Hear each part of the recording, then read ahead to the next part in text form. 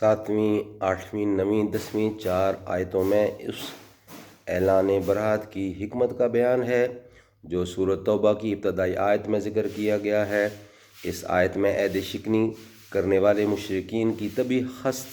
اور مسلمانوں سے بغض و عناد کی شدت کا ذکر کر کے یہ بتلایا گیا ہے کہ ان سے وفا عہد کی امید رکھنا ہی غلط ہے۔ ارشاد فرمایا کہ بجز چند لوگوں کے جن سے مسجد حرام کے پاس تمہارا معاہدہ ہوا تھا، ان مشرکین کا کوئی عہد اللہ اور اس کے رسول کے نزدیک قابل رعایت کیسے ہو سکتا ہے،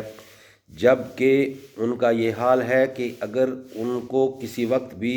ذرا موقع مل جائے تو وہ تمہارے بارے میں نہ کسی قرابت داری کی رعایت کریں نہ عہد و پیمان کی، اور وجہ اس کی یہ ہے کہ یہ لوگ معاہدہ کرنے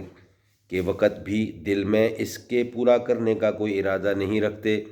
بلکہ صرف الفاظ سے تمہیں خوش کرنا چاہتے ہیں، اور ان میں سے اکثر لوگ فاسق یعنی عہد شکن غدار ہیں۔ کفار کے مقابلے میں بھی سچائی پر قائم رہنے اور ان کے متعلق مبالغہ آمیزی سے پرہیز کرنے کی تعلیم۔ قرآن کریم کے اس بیان نے مسلمانوں کو یہ ہدایت دی کہ آپ اپنے دشمن مخالفین کے معاملہ میں بھی جب کوئی گفتگو آئے تو سچائی اور انصاف کو ہاتھ سے نہ دیں،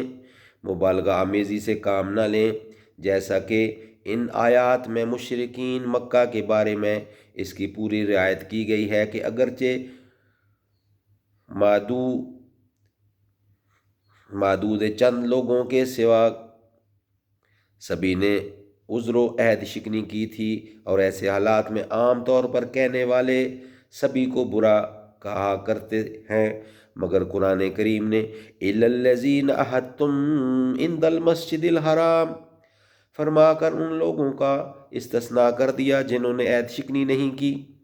اور یہ حکم دیا کہ جب تک وہ استقامت اور وفا عہد پر قائم رہیں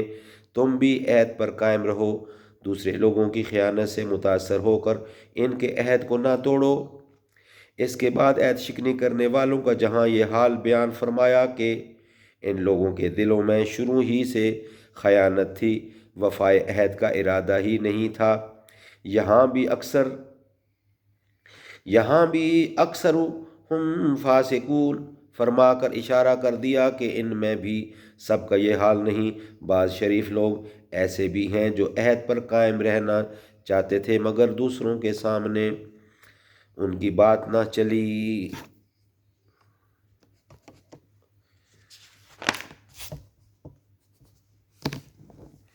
صدق اللہ العلی العظیم وصدق رسولہ النبی الکریم ونحن علی ذلک من الشاہدین والشاکرین والحمد للہ رب العالمین۔